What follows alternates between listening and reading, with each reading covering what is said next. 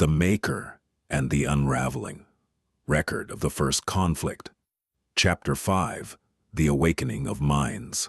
The rise of life across the universe did not occur in isolation. On countless worlds where oceans formed and atmospheres stabilized, the delicate machinery of biology continued its slow and patient evolution.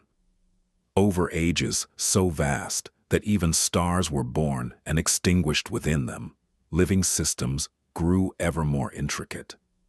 Creatures adapted to every environment their worlds could offer. Some swam through ancient seas, others crawled upon shorelines where tides carved endless patterns into the sand. Still others rose into the skies, riding the currents of alien winds beneath unfamiliar stars. Most lived and perished without ever knowing the greater cosmos beyond their horizons. Yet evolution, driven by the ceaseless interplay of stability and change, continued its quiet experimentation. Chaos introduced variation. The Maker preserved what endured. From this ancient process, there eventually emerged organisms whose nervous systems became capable of storing impressions of the world around them. Memory appeared. Memory allowed experience to shape behavior. Those that could remember survived dangers that others could not. In time, memory deepened into something more remarkable: awareness. Creatures began not merely to react to their surroundings, but to interpret them. They recognized patterns. They anticipated events. They learned from one another. On certain worlds, this awareness grew ever more complex, eventually producing minds capable of imagination. Tools were fashioned. Languages developed. Knowledge passed from one generation to the next, like a flame carefully preserved against the darkness of ignorance. Civilizations arose beneath the watchful light of distant stars, and with civilization came curiosity. For the first time since the birth of the universe, there existed beings capable of asking questions about the heavens themselves.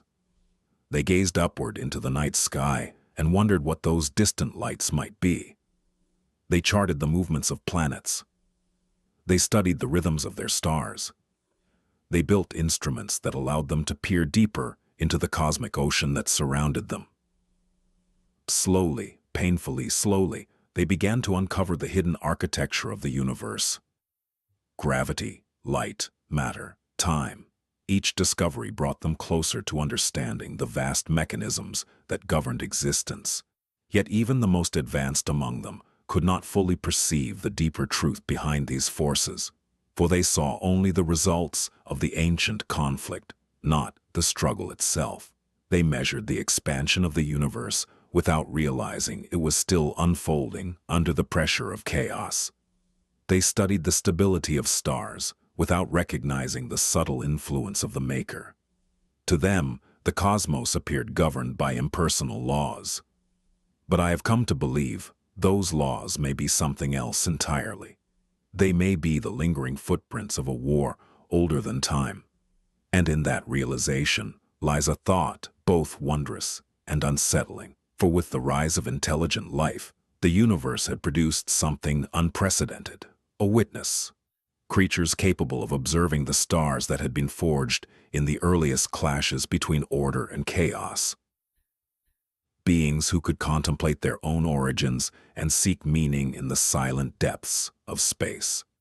Yet if my suspicions are correct, the emergence of thinking minds may represent more than the universe merely observing itself. It may signify the appearance of something new within the ancient struggle. For every act of creation performed by such beings strengthens stability. Every act of destruction spreads disruption. In their choices, however small, the influence of the Maker and chaos continues to echo. Thus, the ancient conflict that once shaped galaxies may now unfold within the thoughts and actions of conscious life. If that is so, then the war between order and unraveling has entered a new and unpredictable phase. For the universe has produced participants who are no longer blind to its existence.